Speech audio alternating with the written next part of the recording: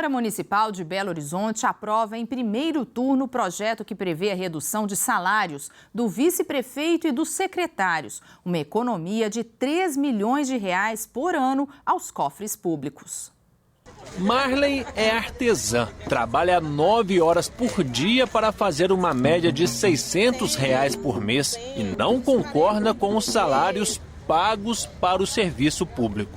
A gente está numa crise tão difícil para poder, né? O político está ganhando o que está ganhando, então não é justo não. A gente trabalha aí, tem hora que quer estar aqui vendendo, tem hora que a gente não vende R$1, né? Então não é justo.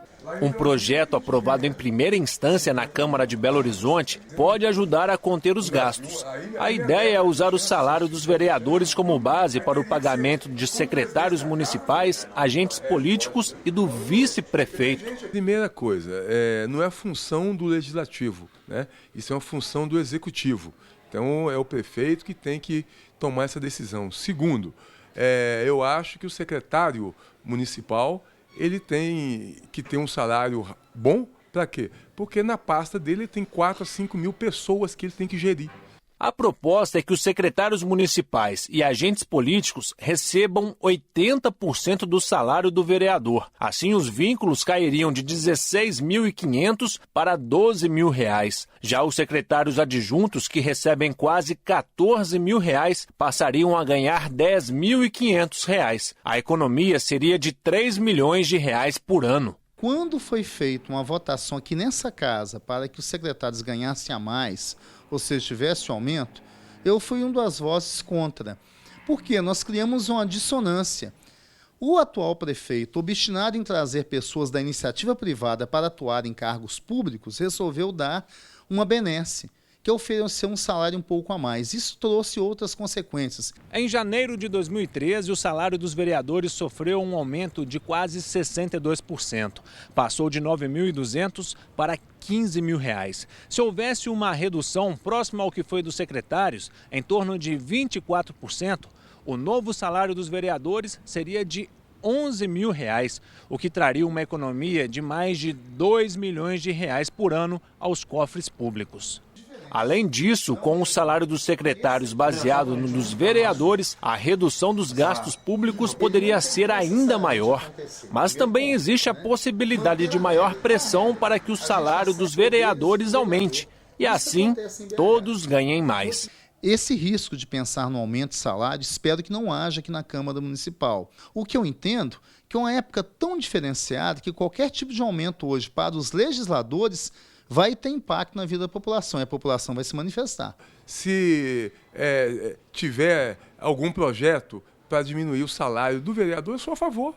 Eu sou a favor. Mas eu não vou votar num projeto que um executivo tem na sua pasta 5 mil pessoas e dentro dessas 5 mil pessoas deve ter mais de 100 que vai ganhar mais do que ele. Não é justo.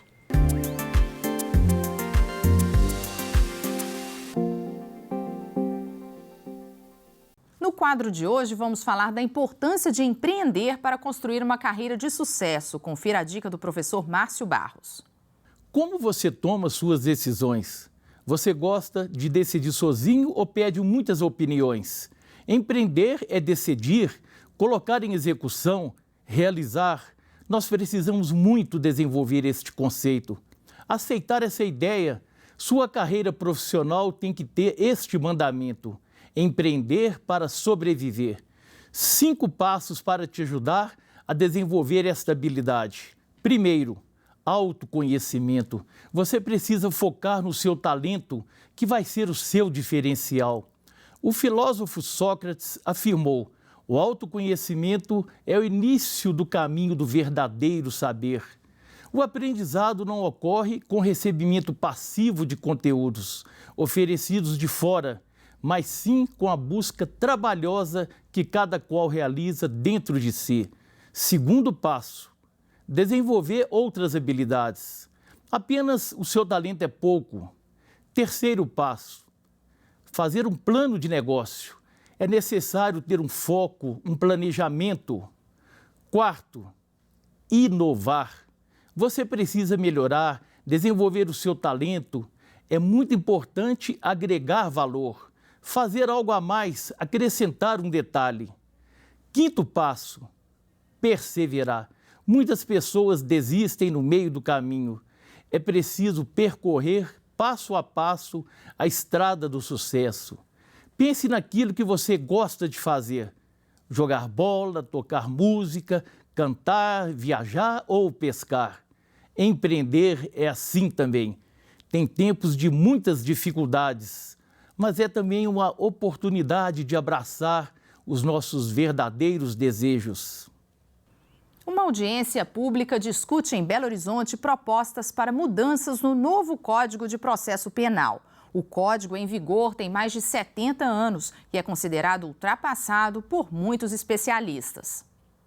A discussão seguiu o caminho inverso. Começou no Senado e depois foi para a Câmara. Os deputados então foram para os estados discutir. Afinal, o Código Penal brasileiro precisa ser revisto. Olha, nós temos um Código de Processo Penal que é do ano de 1941, do século passado. Então ele não está atual. Ele é um código ultrapassado, mofado, antigo e que precisa ser revisto, até porque os crimes hoje, eles estão sofrendo uma revolução muito rápida. Veja você, crime de informática, ele existia há 10 anos, há 15 anos, ele não existia. E nós não temos legislação própria para isso. Uma audiência pública na Assembleia permitiu que todos os lados propusessem mudanças para o novo código. E não são poucas. Eu acho que nós precisamos, são muitos os pontos a se trabalhar. Nós precisamos simplificar a investigação para que ela seja mais ágil, que permita que o processo penal comece mais rápido. Nós precisamos ter uma audiência específica para que a acusação seja formulada e que se demarque o conteúdo da acusação e principalmente que se estabeleça as pretensões de prova, para que a gente entenda qual que é o mérito que vai ser discutido e qual que é a prova que precisa ser discutida pela acusação. Nós precisamos criar regras de produção, validação e admissão de prova. Nós precisamos fortalecer a presunção de inocência, precisamos de um novo capítulo de nulidades. São muitos os pontos a avançar, é difícil pontuar qual a principal necessidade, qual o ponto em que se precisa avançar mais. De acordo com o Serviço Nacional de Segurança Pública, em 2014 foram registrados no Brasil 41.500 estupros, 49.500 homicídios e quase 2.000 latrocínios, que é o roubo seguido de morte. A expectativa é que com o novo Código Penal, esses números caiam ou pelo menos as punições sejam mais efetivas. Nós temos que entender que o cidadão de bem é que tem que ser privilegiado, porque se paga impostos, tem endereço fixo, não agride a sociedade. E não aquele que comete o crime. O que comete o crime, ele tem que ser desestimulado. O passeio é um espaço democrático. Todo mundo pode e deve passar por ele quando precisar. Na teoria é assim que funciona, mas na prática cada vez menos ele está adequado para o uso das pessoas. Aí você está andando tranquila pela rua e de repente tem que passar por um monte de entulhos. Tentando continuar a caminhada, você se depara com um desnível desse tamanho. Continua seguindo em frente e pronto.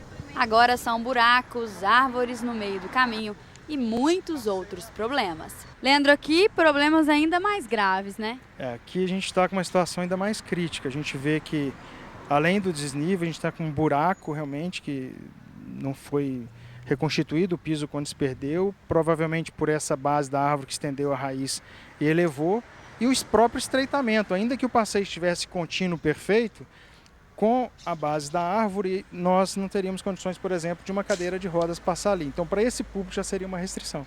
Dona Durcelina até tenta, mas andar por aí está cada vez mais difícil. Culpa dos donos, porque cada dono tem, inclusive o meu eu mandei fazer, mas já arrebentou um pouquinho.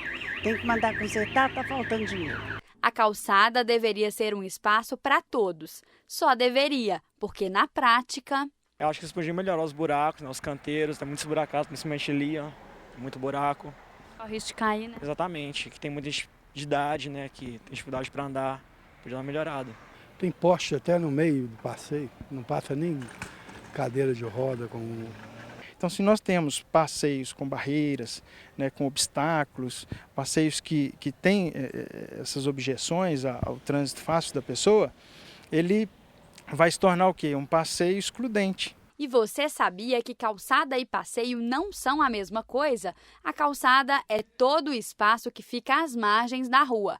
Já o passeio pressupõe o espaço livre que temos para usar na calçada. De acordo com as normas técnicas, esse espaço precisa ter pelo menos 1,20 m de largura e 2,20 m de altura. Tudo isso para evitar os acidentes que são comuns. Meu marido já caiu, quase furou o olho. A gente andou e finalmente encontramos uma calçada que possa servir de exemplo. Esta aqui tem o piso antiaderente, como é pedido pela lei, e tem inclusive a sinalização adequada para os deficientes visuais. Mas infelizmente ela dura muito pouco. Logo ali na frente, a alguns metros, já volta todo o problema novamente. São buracos, são árvores que atrapalham a passagem, enfim, vários obstáculos que servem aí para atrapalhar o caminho, principalmente das gestantes, dos idosos e dos deficientes. Tem muito buraco, está muito mal feito, com solto, né, com rachaduras. Tem uns lugares quebrados e outros não, mas está precisando de uma reforma. Mas afinal, de quem é o problema? Até recentemente, o cuidado dos passeios, a responsabilidade dessa manutenção dos passeios, estava determinada pelo Estatuto da Cidade, pelas leis municipais, como sendo do proprietário do lote. A nova Lei Brasileira de Inclusão de 2015, que passou a vigorar em janeiro deste ano, já começa a dar um passo à frente, já jogando essa responsabilidade para o poder público. Para resolver só mesmo com o empenho de todos. O passo principal que eu acho seria os municípios, a gestão pública, pelo seu poder que tem, né, de gerência do espaço público, trabalhar o planejamento da via pública especificamente nos passeios, mas em relação com a comunidade, em parceria com a comunidade. O Horizonte Notícia termina por aqui. Se você quiser rever o que assistiu hoje, entre em nosso site tvhorizonte.com.br. Até a semana que vem.